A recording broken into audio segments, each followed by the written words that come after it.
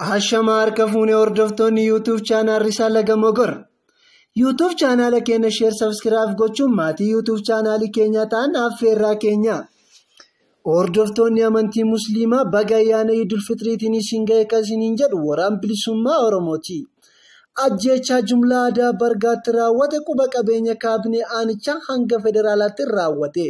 Gochaan fokkisaan kun qe'ee miseensa paarlaamaa Itoophiyaa duraanii Fiqaaduu Asaffaa, qe'ee Jeneraal Biraanuu Baqqalee, badhaadha hooggansa Rippaabilikaan Gaard, qe'ee Kumaandar Warquu Baannee, qe'ee Warqinesh Birruu haadha manaa dhaabaa dabalee miseensa paarlaamaa ammaatti raawwatame. Kana jechuun jarreen kunniin dhumiinsa kana deeggaranii jaalatanii daawwatame jechuun dhagahama. Inumaayyuu kaabineen aanichaa seelii shanee Finfinnee jechuun dhaadachaa jiru. Kun yoomiyyuu seenaa keessatti gadaannisa gurraacha dhalootaa kan ta'e soodduu uummata keenyaa wareegame irratti bilisummaan haa biqiltuun dhaamsa jaalbooree lammiiti. Carraa jedhamuun umriin isaa waggaa 12 aanaa Dallaa Waraabeetti dhalate. Garuu Sichawwee bakka jedhamu jiraataa ture.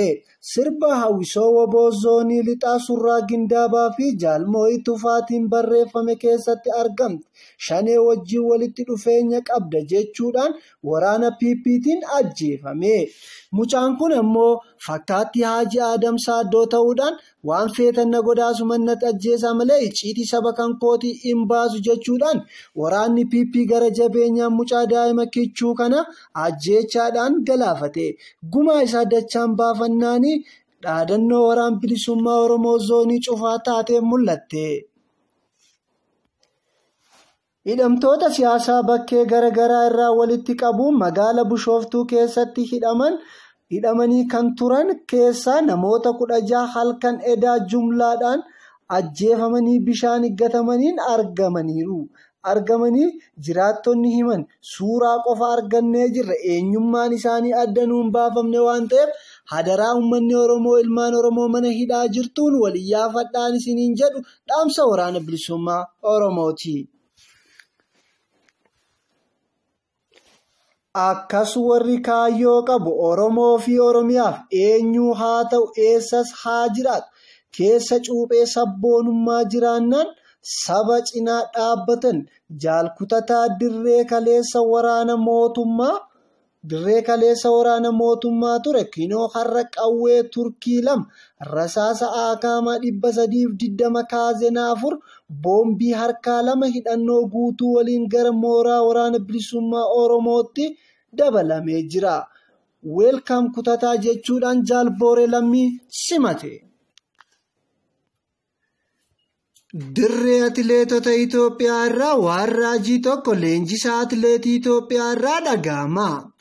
Atileetiin tokko miila malee sammuu akka hin qabne yoo dhagahamu atileetiin kun miila fiiguu fi daandii keessa fiiguu malee bitaa fi mirga isaa akka hin ilaalle akka farda gaarii qofatti akka kaatu leenjisaan atileetotaa dubbateera. Atileetiin kun eenyu yoo jettan Fayyisaa Leellisaa akka ta'e dubbatama. Fayyisaa Leellisaa yeroo sabni sabaa birmatu yeroo dhalli dhala isaatiif birmatu duguuggaa ilmaan Oromoo irratti jaalachuudhaan akkas jechuun fuula FB isaa irratti barreesse. Garuu waraanni bilisummaa Oromoo guyyaa waraana PP booji'uun ajjeesuun injifannoo galmeessaa oola. Fayyisaa Leellisaa galuuyyuu miila malee mataa akka hin qabne wanni raggaasisneen dhumaatii ilmaan Oromoo aanaa bargaa irratti akkas jechuun fuula FB isaa irratti barreesse. Kaleessa waboo jechaa turtan. Har'a ammoo yeroo mootummaan tarkaanfii fudhatu hattuu fi gareen hattuu hin bo'aa jechuudhaan yeroo dubbatu waraanni bilisummaa Oromoo ammoo akkas jechuudhaan barreesse. Fayyisaa ati farda gaariiti. Fardi gaarii lugaama gara lugaamni ajaja malee gara biraa millachuu hin danda'u. Kanaafiyyuu barreeffama kanaaf guyyaa kana akka hin daganne seenaaf ol kaawwadhuuni.